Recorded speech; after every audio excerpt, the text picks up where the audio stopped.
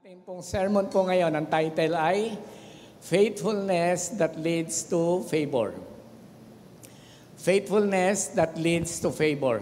Alam po ninyo, pag nakakita po tayo ng malalaking outcome, magagandang outcome, katagumpayan, alam po ninyo, medyo ibabalik lang po ninyo. No? Ibabalik lang po ninyo yung line, i-analyze po ninyo, ang pinaka-root po nun, ang pinaka-ugat po nun, naging tapat po yung tao. So, yun po makikita po natin. Ulitin ko po mga kapatid, pag nakakita po tayo ng magandang outcome ng buhay ng isang tao, pwedeng sabihin po natin, naging matagumpay siya, okay? Nangyari po yung kanya pong inaasahan. Ang more or less po mga kapatid, pagka ibabalik po natin at atin pong i-assess, bakit po siya nauwi po sa ganong kalagayan, ang malamang na malamang po niyan ay nakita po sa kanya yung katapatan. Ang text po natin ay nasa 1 Samuel 2:18 to 21. Lulundag lang po tayo ng verse 26. 1 Samuel 2:18 to 21 and 26. Mga kapatid, pwede po bantayan na lang ang bumasa? 1, 2, 3.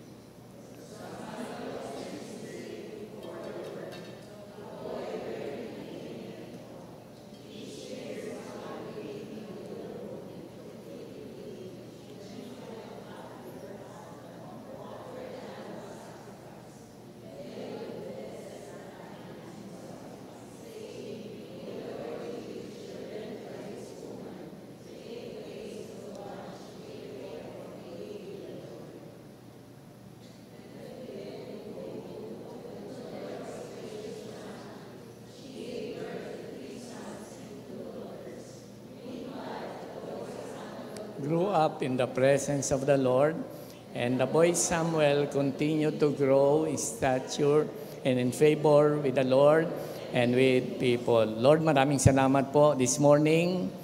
We recognize your presence. Salamat po, Panginoon, sa inyo pong kabutihan. Thank you, Lord, sa inyo pong faithfulness. Thank you, Lord, sa inyo pong power that is working in us. Hindi niyo po kami pinababayaan. Hindi niyo po kami, Panginoon, hinihiwalayan. Thank you, Lord, for empowering us, for strengthening us, Panginoon, sa amin pong physical and sa amin din pong spiritual na buhay. Samahan niyo po kami, Panginoon, as we meditate your word. Tulungan niyo po na magkaroon po kami ng breakthrough, ma-experience po namin ang lakas at kapangyarihan ng inyong pong mga salita. At ito po ay gumawa sa amin pong buhay. Ito po ang aming panalangin. In Jesus' name, amen and amen. Alam po ninyo, ang story po ni Samuel ay hindi po masyado pong sabihin po natin masyadong impressive, okay? So, ang story po niya, wala po tayong makikita na napakalaking platform ng kanya pong buhay, okay? Ng kanya pong career. Yung iba parang ang laki-laki ng platform, kilala po kaagad, di ba? May impact po kaagad. Pag binanggit pa lamang po ang pangalan sa Bible, alam na po kaagad natin. So wala pong malaking spotlight na nakalagay po sa buhay po ni Samuel. At makikita po natin, wala din po siyang instant promotion. Ito pong bata pong ito ay inalay po ng kanya pong ina. And quietly, as young as he was, siya po ay naglingkod po doon sa temple sa paligid po ng isang napaka-corrupt na environment. Ang napanatili lamang po niya dito mga kapatid, yung pong kanya pong faithfulness, yung po yung kanya pong naging napakalaking background sa kanya pong story. At dito po, alam po natin, chapter 1, kasi nakaseries po tayo, yung kanyang mother, nakita po natin na siya po ay i-give up. I-give up na hindi naman po basta ipinamigay, kundi alam po niya na higit na mas mabuti na siya po ay ilagak po sa Panginoon para po sa lifetime service. At ito po, mga kapatid, ito po ang simula po ng tagumpay. So, alam po ninyo, that's the hardest thing na ginawa po na isang mother, na siya po ay mag-pray, na i-give up ang kanya pong anak, para po sa isang buong buhay na paglilingkod sa Panginoon. Pero mga kapatid, listen to this. That's where success begins. Yung pong anumang bagay na ipinagkatiwala po natin sa Panginoon, isinorender po natin sa God, that's where success begins. Doon po talaga natin makikita ang tunay po na katagumpayan. Ulitin ko po mga kapatid, yung real success doesn't always look impressive at first. Hindi po yan mukhang impressive, It begins in obedience, it grows in the presence of God, and it bears fruit that lasts. Yun po ang masasabi lang po natin. Ulitin ko po mga kapatid, para talaga po makapag-meditate po tayo. Ang real success po mga kapatid, hindi po siya mukhang impressive at first. It just begin in obedience, okay? It grows in the presence of God. It grows in God's presence, and it bears fruit that lasts. At alam po ninyo mga kapatid, ang buhay po nito pong si Samuel, hindi lamang po mga kapatid naging beneficial pang sarili po niya, kundi naging beneficial po para po sa lahat. Sa pag-aaral po natin ngayon mga kapatid sa buhay po ni Samuel, makita po natin ang favor ng God na sinasabi po natin, pag nakita po natin ang favor ng God, ito na po yung measurement, ito na po yung yardstick na susukat po natin that we are really successful sa atin pong buhay. Alam po ninyo, kahit makarating ka sa Amerika, nasabi ang ganda-ganda ng Amerika, pag wala po ang presence ng God at hindi po yung kalooban ng Panginoon, mahirap din po para po sa atin. Kahit anong lugar po mga kapatid. Ang pinakamagandang lugar po talaga is in the presence of God. Can you say amen to that? Hello. Parang maaga akong pinatatahimik. Kaya... So yun po mga kapatid, dapat po nating maintindihan po yan. Kahit saang lugar po tayo makarating without the presence of God, it's a failure. Pero pag sinamahan po tayo ng Panginoon, pwede po tayong magtagumpay at ang katagumpayan po na yan ay nagbe-bear ng fruit that will last. So tingnan po natin isa-isa mga kapatid, base po sa passage po na ito, paano nga po ba tayo makakakuha ng favor ng God. At eventually, pwede po natin sabihin, it's a success, di ba? Tagumpay ako. Number 1 ay faithfulness in small beginnings. Faithfulness in small beginnings. Or pwede natin sabihin, faithfulness in small things.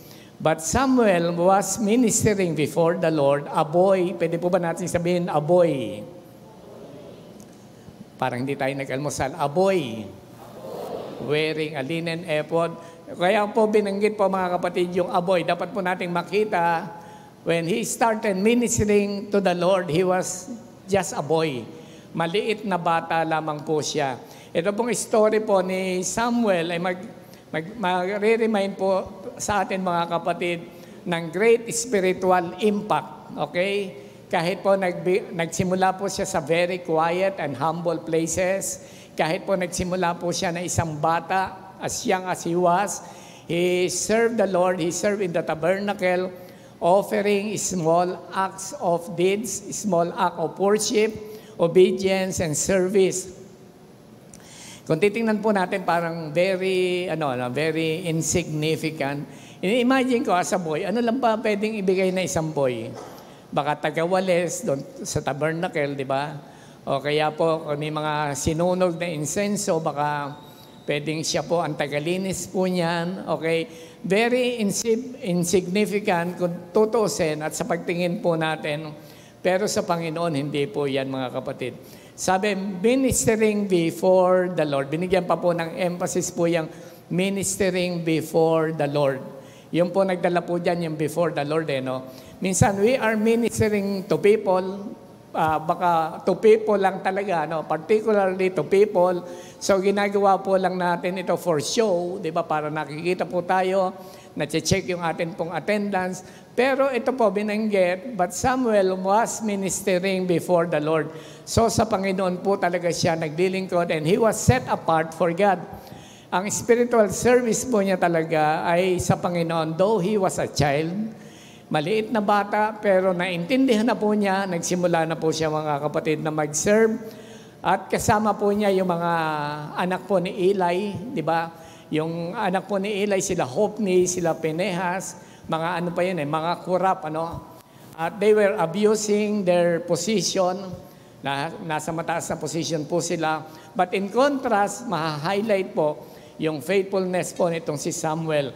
So pwede ka palang makapamuhay. It is really possible to live in a corrupt society na tayo po ay naninindigan po talaga sa tama. Amen po ba mga kapatid?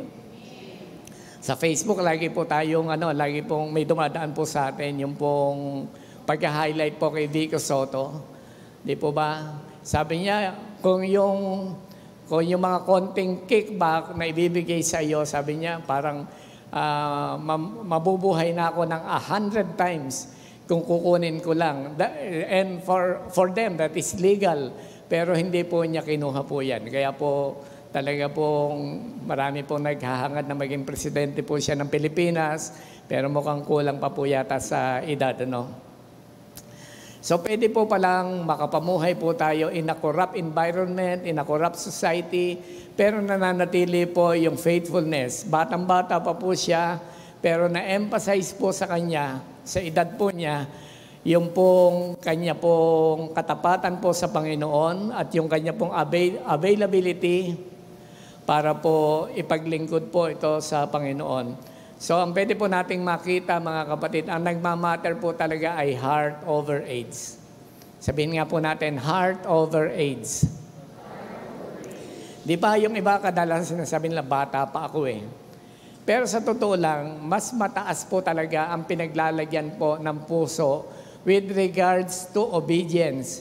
Hindi po yung edad. Pagka may sapat na akong gulang, okay? So, ang daming justification po ng mga tao, pero pwede po pala makapaglingkod, makapag-start po tayo at young age. Okay? Even in the small things, mga kapatid, kahit ang liliit na mga bagay, kailangan masumpungan po talaga tayo ng Panginoon na tayo po ay tapat, even in small things. Okay?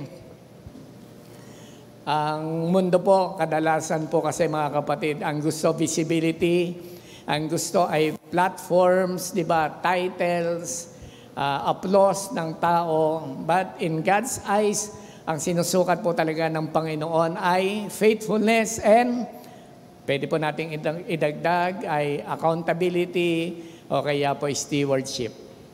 Alam po ninyo, bata pa lang ako, gusto ko na po talaga magkaroon ng kotse. Batang-bata pa po ako noon. Siyempre, cute pa talaga ako noon. No? Kaya po, pinasok ko po talaga ang showbiz ng maaga. Kasi gusto ko po talagang magkaroon po ng sasakyan. Gusto ko po yumaman, di ba? Parang iyon po talaga yung goal ko. Dinidream ko po talaga yon. Gusto ko magkaroon ng sasakyan. Pumasok po ako sa showbiz. Hanggang sa parang hindi ako makakabili ng sasakyan nung nasa showbiz ako. Okay. Dumalang po kasi pelikula ko. Hanggang sa nag-isip ako, magtulak kaya ako ng drugs. Sabi ko, Lord, maka one time lang ako. Una, hindi ako paghihinalaan. Kasi hindi naman ako mukhang sindikato, di ba? Di ba, mukha naman, hindi mapaghihinalaan, hindi agad mapaghihinalaan po ng mga pulis, di ba? Ewan ko kung si Pastor Ben, ako magtatry si Pastor Ben. Malay natin, no? Ayoko i-judge si Pastor Ben, pero baka mahuli ka agad yan. Subukan mo, Pastor Ben, mag-jacket. Subukan mag-jacket ka. Yan. Parang sindikato talaga ang dating, di ba? Kaya mga kaibigan mo talaga napapaye, di ba?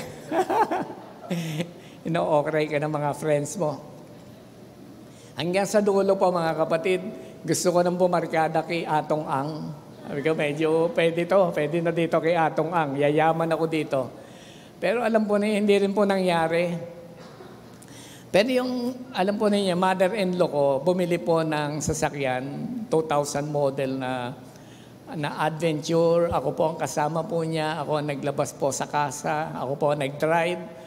Tapos ang tagal po sa amin noon. So parang pina-experience sa akin ng God kung paano makapaglabas sa kasa, makapag-drive ng bagong sasakyan. Alam po ninyo yun. And alam po ninyo, gagamitin ko po yan, hindi po akin, pero lagi ko po nililinisan yan. Pagka inulan, sabi ko may acid rain, so huhugasan ko talaga. Tapos habang nililinis ko po yung ilalim, yung mudguard, sabi ko, Lord, talagang gusto ko maging good steward, hindi akin, pero nililinis ko, inaayos ko, inaalagaan ko siya. Sabi ko, Lord, alam ko isang araw, pagkakatiwalaan mo rin ako ng sasakyan. So, pero salamat din, parang pina-experience niya sa akin ni Lord. Pero, nung panahon po na yon, ang ipinakita ko kay Lord, Lord, pwedeng hindi ako karapat-dapat, pero mukhang pwede mo akong pagkatiwalaan. Baka hindi karapat-dapat ako sa mga ganitong blessing, pero pagkakalooban mo ako, Panginoon, baka pwede ako maging good steward. At salamat po sa Panginoon, after naman po noon ay nagkaroon na rin po, yung biyanan ko din po ang bumili po para po sa amin. Okay? So, ang point ko lang po dito mga kapatid, yung pong katapatan, yung pong pagiging good steward, mabuting katiwala, alam po ninyo, nagmamatter po ito talaga sa atin pong Panginoon. At kahit sa maliliit na mga bagay, dapat po makita po talaga tayo ng Panginoon na faithful. Do not despise small beginnings. Pwede po ba natin sabihin yan sa katabi natin? Do not despise small beginnings. So alam po ninyo sa praise and worship, hindi kailangan kayo ang song leader. Baka darating yung panahon, kayo na po talaga yan, okay?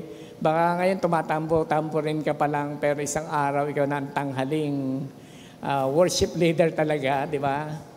Hindi po natin alam, do not despise small beginnings. Hindi ka agad kailangan ng spotlight, hindi ka agad kailangan ng malaking platform. Pero alam po ninyo mga kapatid, remember this, si Samuel, he started as a young, nahandun yung priestly calling po niya. Hindi po very impressive, pero alam po ninyo, after so many years, lumaki po siya, ang pangalan po niya, ang laki-laki na rin, ang laki ng pangalan niya, at nakasangkot ang buhay po niya sa napakalalaking mga pangalan. Nahandyan po si Saul, nahandyan po si David, okay? Hindi po siya nagsimula na very impressive, pero alam po natin, lumaki ang kanya pong pangalan. Hindi naman po palakihan ng pangalan po yan, mga kapatid. Pero kasi nakita po ng Panginoon na siya po ay faithful, siya po ay consistent, na handun po yung kanya pong devotion. Zechariah 4:10, di ba, sabi, do not despise season of small beginnings. Para po kay Samuel, siya po ay nag-serve lang po sa Panginoon na meron pong katapatan. So, age is not barrier for being useful. Age is not a barrier for being useful. Kailangan lang po maging faithful po tayo at nahandun po sa atin pong heart. Pangalawang bagay po mga kapatid, the power of godly encouragement. Ang favor po ng God ay lalo pong na-experience po natin kapag tinanggap po natin yung kapangyarihan, yung lakas po ng pag-i-encourage po sa atin ng iba. The power of godly encouragement. Each year, his mother made him a little robe. Verse 19. So, alam po ninyo, kung babasahin po natin ang Bible, minsan parang meron po talaga mga passages sa Bible na we read between the lines, very important words po. Pero meron po parang hindi po masyadong significant, hindi naman po kailangang bigyan po ng matinding pagpansin. This is just a small detail na yung kanya pong mother nagpupunta po doon taon-taon, okay, sa panahon ng paghahandog, at dinadalan po niya ng little robe, maliit na robe, ang kanya pong anak na si Samuel.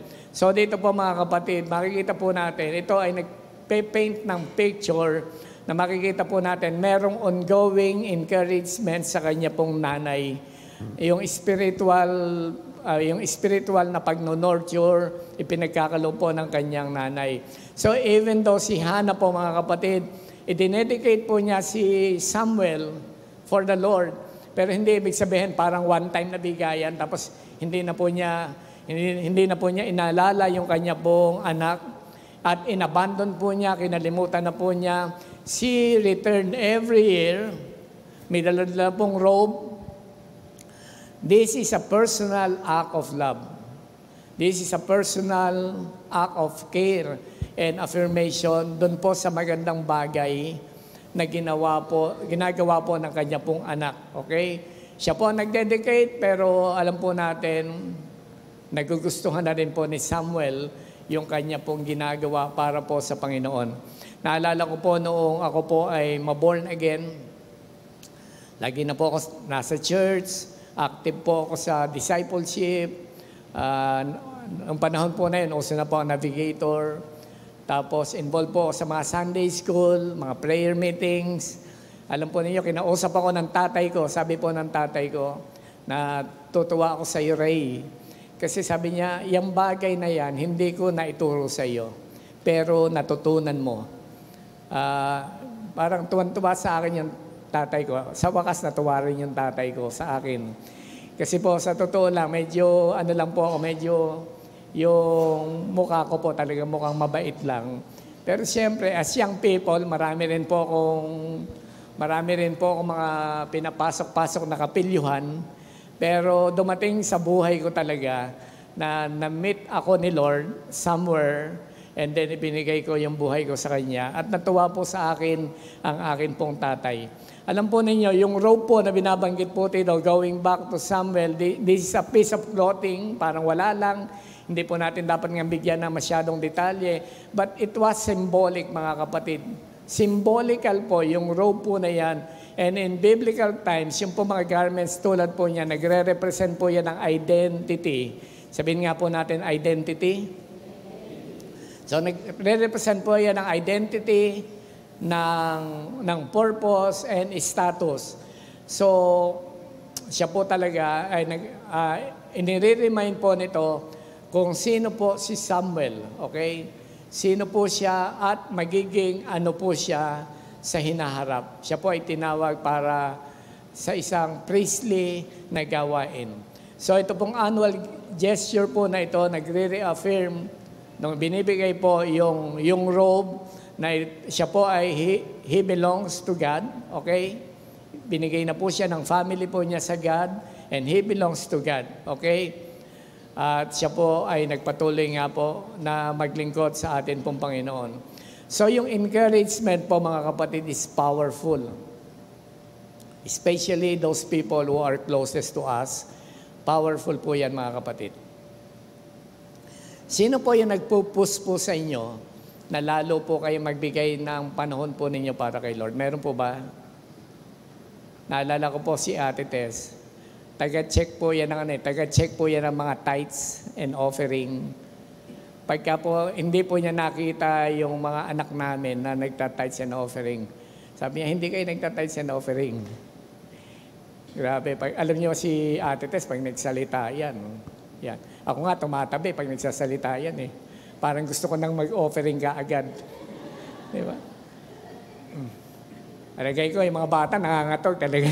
Bubunutin na nila yung kanilang pang-tides. Ibig sabihin, tayo po na may mga taong malapit po sa atin, dapat tayo po yung encouragement para po sa kanila.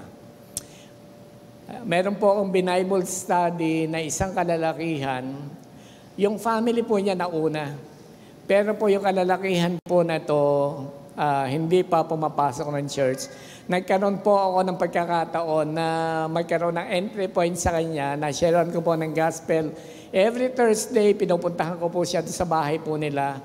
Samantalang yung family po niya naman ay regular na pupunta ng church. Pero alam po ninyo, nung natamnan po itong kalalakihan po na to, hindi pa rin po siya madaling ayain po sa church.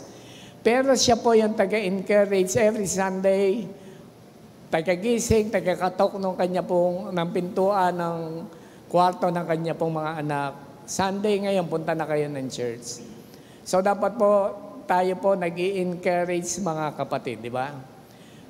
Pinupus po natin yung ating family na lalong lumalim po sa atin pong Panginoon. Napatingin po ako kay Jake saka kay Christine eh. Minsan, pagka si Jake, sabi ni Jake, ako na lang muna, bantay dito, sige, ikaw na pumunta. So, parang nagtutulungan po kayo, di ba? Ang mahirap, yung hindi kayo nagtutulakan, naghihilahan po kayo. Huwag na tayong pumunta ngayon, okay? Sama-sama na lang tayo dito. So, tayo pa, naging pasimuno para hindi mag-commit yung mga family members po natin. Dapat po sa atin po yan mga kapatid nanggagaling. If you are a parent, if you are a mentor, if you are a spiritual leader mga kapatid, do not underestimate your power to encourage people. Meron po tayong malaking influence for good mga kapatid. Dapat po meron po tayong consistent encouragement para po ma-shape po yung future. Alam po natin, hanggang siyempre ang nagdudulot ng paglago sa bawat isa, pero bahagi po tayo para po tulungan ang mga tao pong ito na ma-push po sila at maibigay po nila yung kanila pong sarili. Kung kayo po nasa sapatos ni Samuel, hindi po ganun kadali. It was really a hard task serving God. Nasa isang kalagayan po siya talaga na mahirap. Pero salamat po sa isang magulang, sabihin na po natin, kahit po gano'n ang interval, year after year, pero meron pong isang tao na nagre-remind po sa kanya ng kanya pong true identity sa pamamagitan ng pagbibigay ng robe at pag-i-encourage po sa kanya. Number 3 po mga kapatid, the blessing of sacrificial obedience. Kung pinag-uusapan po natin yung favor ng God, napakalaking bagay po ito. Verse 20 to 21, basahin ko na lamang po yung part na gusto po nating makita po dyan. The Lord was gracious to Hannah. Okay? Sabi po, ang Panginoon ay mapagbiyaya, napaka-gracious kay Hannah. Bakit? Kasi po ibinigay po niya yung kanya pong anak, tapos nakita ng Panginoon yung kanya pong puso, kaya po pinagpala po ulit siya ng 3 anak na lalaki at 2 anak na babae. Tingnan po ninyo mga kapatid, nag-multiply. Meron po siyang ibinigay na isa. Ito po ay, istorya nito ay nagre-remind po sa atin ng powerful truth na ino-honor ng Panginoon ang sacrificial offering, sacrificial obedience. God honors sacrificial obedience. Binigay po niya yung kanya pong kaisa-isa, napakahalaga, kaisa-isang anak. He gave it first to God, only son, hindi niya po pinagkait sa Panginoon. Pero alam po natin kung ginawa ng Panginoon. Ang giving po mga kapatid, ang pagbibigay, hindi po talaga para natin pwedeng i-underestimate ang pwedeng gawin po ng Panginoon when we give to God. Alalahanin po natin mga kapatid, ang daming kwento sa Bible that when we give to God, it will never be lost. Hindi po siya nawawala. Alam po ninyo, noong high school po ako, meron po akong basic accounting. Hindi lang po talaga ako gumaling po sa math, pero mahirap po akong lokohin pagka pera, yung pinag-usapan pera. Hindi po ako nalilito. Pero yung numbers, ayoko po talaga. So meron po akong basic accounting dati, hindi ko po mapagtama yan, yung mga asset, liabilities, di ba, yung mga ganyan, capital. So, pinag-aaralan po yan. So, hindi ko po mapag-balance po yan. So, ang hirap po talaga. Okay. Pero palagay ko, nakaka-relate naman po tayo. Hindi po ninyo kailangan maging mathematician para makompute po ninyo in a literal and normal way ng pag-aaral talaga. Once na nagbigay ka, mukha kang nawalan. Tama ba? Limbawa, meron ka 1,000, ibinigay mo, nasa na 1,000 mo? Wala na sa iyo kasi ibinigay mo. But that's not the mathematics of God. Ang mapuprove ko po sa inyo, hindi po yan ang mathematics ng God. What we give to God will never be lost. Hindi po siya nawawala. It will be multiplied. Dumadami pa po mga kapatid. Kung hindi man siguro exactly, yun pong pera din o cash, pwedeng sa ibang bahagi makikita po natin, nagmumultiply po siya. Okay? Bigyan ko po kayo ng pruweba, di ba? Si Abraham, sino inoffer niya? Si Isaac, sino po ang bumalik po sa kanya? Si Isaac din, di ba? Hindi naman talaga siya kinuha ng Panginoon. Ayun po yung sinasabi ko, that's very ironic. What we give to God will never be lost. Bumabalik lang po yan sa atin.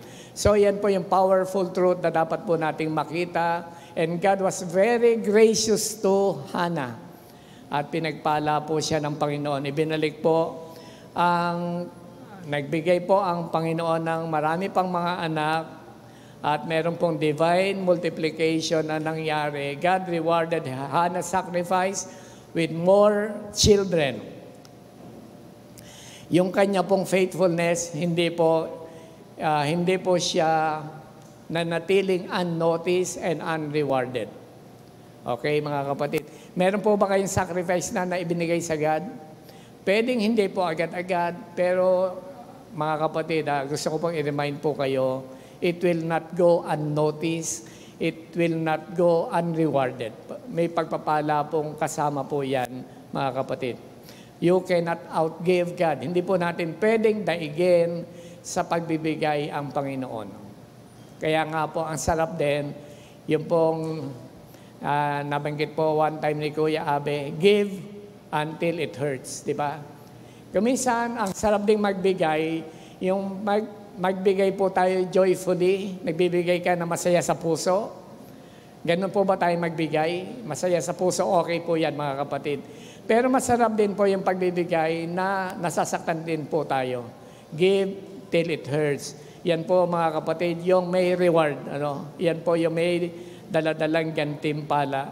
And dapat po ma-encourage po tayo dito. You will never outgive God.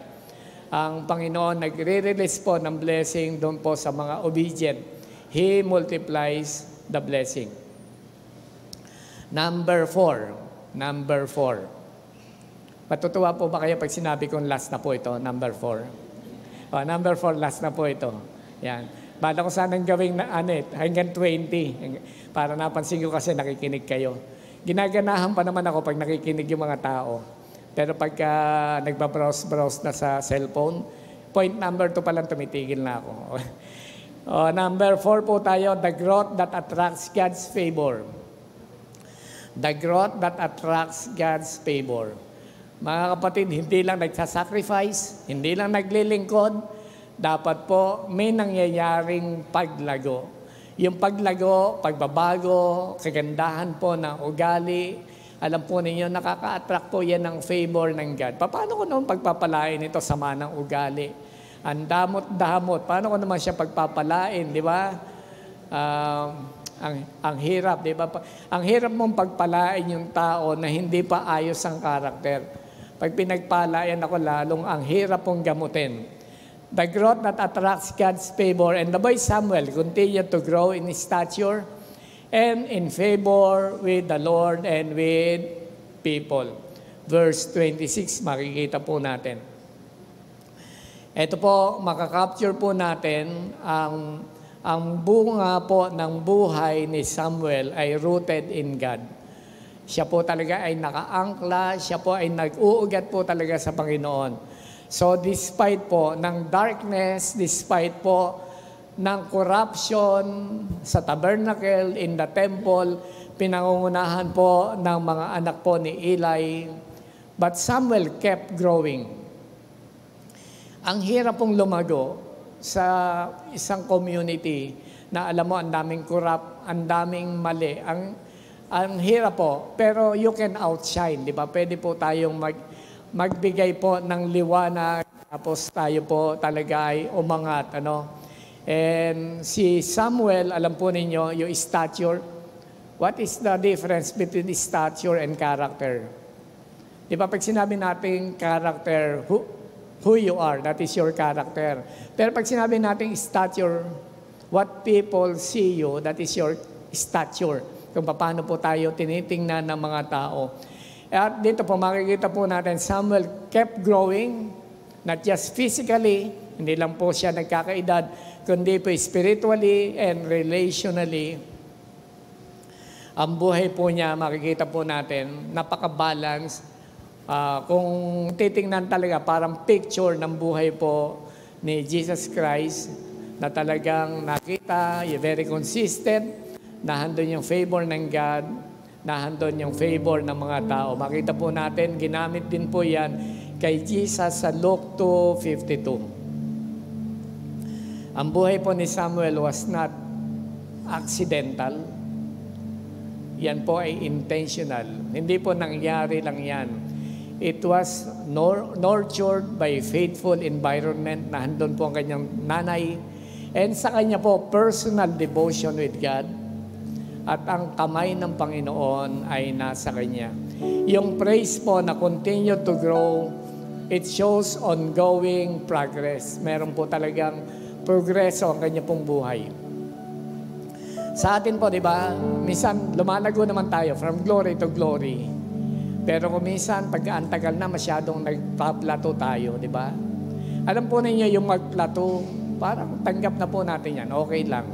Pero wag masyadong matagal. Sabihin mo sa katabi mo, wag masyadong matagal. Parang lumago ka on some extent, lumago ka on a certain level, pero bigla mo na siyang hinintuan. Tapos ang dami na lang po nating kwento, di ba? Alam mo, noong 19 ganito, talagang ganito ang pag-serve ko kay Lord. So, parang kwento na lang. Hindi na po tayo umangat. Nagplato tayo, tinuluyan na po natin. Dapat po, nagplato man tayo, hanapin po natin yung pagkakataon na makadrive po ulit tayo papataas. Meron pong ongoing progress sa buhay po ni Samuel. At nag-grow po siya physical, nag-grow po siya emotional, nag-grow po siya spiritually, nag-grow po siya relationally. At nag-gain po niya ang favor ng Panginoon. And gaining God's favor is a success. Alam po ninyo, yan po lagi hinihingi po natin kay Lord. Lord, pwede bang ipa-experience mo sa akin yung iyong uncommon favor? Tayo pong lahat ay pumikit, mga kapatid. Meron lang po akong itatanong po sa inyo. Am I being faithful where I am right now? Am I being faithful where I am right now? Sa kasalukuyan, mga kapatid, pag i-assess mo yung sarili, are you faithful even in the small things that God has entrusted to you? Meron po bang katapatan kahit sa maliliit na mga bagay na ipinagkatiwala sa atin ng Panginoon? Am I willing to release what I love in obedience, trusting God to multiply it? Meron po ba tayo, mga kapatid, willing na i-release, ipagkaloob, mga bagay na mahal para po sa atin, but in obedience to Him, because we trust Him so much, kaya po natin ito i-release at ibigay sa Panginoon and allow God to multiply it. Meron po bang ganoon, mga kapatid? So patuloy po natin pagbulay-bulayan po yan. In 1 Samuel 2:30, alam po niyo 1 Samuel 2:30, wala po sa ating PowerPoint, pero mamaya po balikan po ninyo, mga kapatid. Ang kagandahan po na nagsiseries po tayo chapter by chapter, nababrowse po natin lahat yung po mga verses po na yan. And if you read 1 Samuel 2:30, sabi po ng Panginoon, those who honor me, I will honor. Alam po ninyo, last Friday, ito po, very timely, yung pong devotion ko po ay nasa Joshua 24. Instead po na mag-post ako ng takeaway, ang pinost ko po sa Facebook ay prayer. Kasi nakita ko po kung paano po mag-honor ang Panginoon, kung paano po natin siya in-honor. Grabe po, mga kapatid, pag ang Panginoon, in-honor po niya yung atin pong mga pangako at in-honor po niya ang atin pong paglilingkod. Ulitin ko po, mga kapatid, 1 Samuel 2:30, those who honor me, I will honor.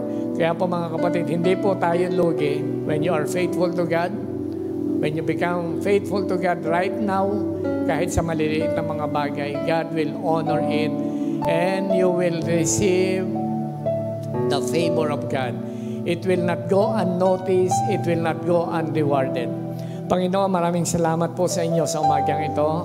Thank you, Lord, for your word. Salamat po, Panginoon. Pinaranas po ninyo sa amin ang kalakasan at kapangyarihan ng inyo po mga salita.